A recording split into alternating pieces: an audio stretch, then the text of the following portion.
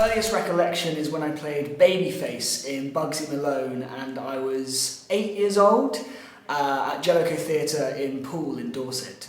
Yes, Babyface is a minor role, but the best role because he gets to hit someone over the head with a baseball bat. It wasn't then, I liked it, but it was doing Bugsy Malone again when I was 12 and I played Bugsy. Yeah, Bugsy Malone was a big part of my childhood. Well, from an early age, I'd always be getting up on the table and Mum would be pulling me down and my brother would be, Joshua's having one of his moments. So I was seeking a lot of attention from an early age. But my granddad was very interested in drama. He was a thespian himself, did a lot of amateur dramatics, and my grandma as well. So the grandparents, yeah, definitely. I did. It wasn't the best at secondary school, if I'm honest. But it was engaging enough. We did a few productions.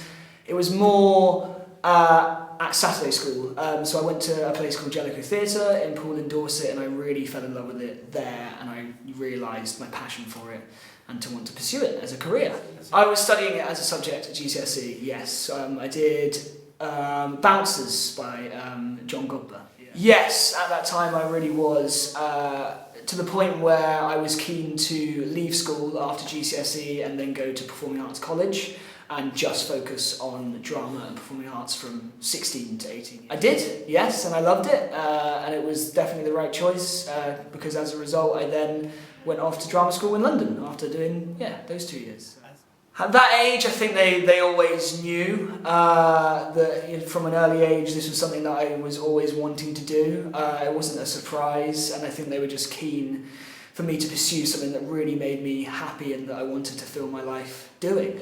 I went to East 15 acting school. So I chose that because the training I got was the acting and contemporary theatre course, and it was an acting training that focused on devised theatre as well as an acting training, and you could use and utilise other skills you had, so musicianship, or if you were interested in writing or directing or producing, whatever it was, you could utilise or learn those skills alongside your acting training and hopefully form theatre companies or, create work that could get you work, basically, going on to Fringe and 3 years. But I also did a foundation course before that as well, so 4 years in total.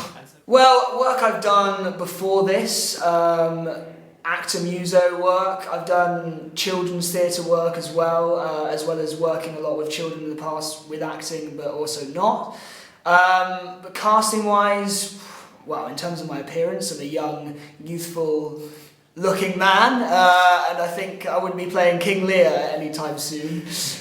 I'd say keep doing it, don't stop, because even if it is something that you don't end up doing as a career, I think it's important to fill your life with something you love. So, I think worst case scenario, you do it and you join an amateur dramatic company, or you do it with your friends and do script reads. But also, best case scenario, you do pursue your love for it and, fill your life and have a career in acting. So I think, don't stop. It's an amazing art form to fill your life with.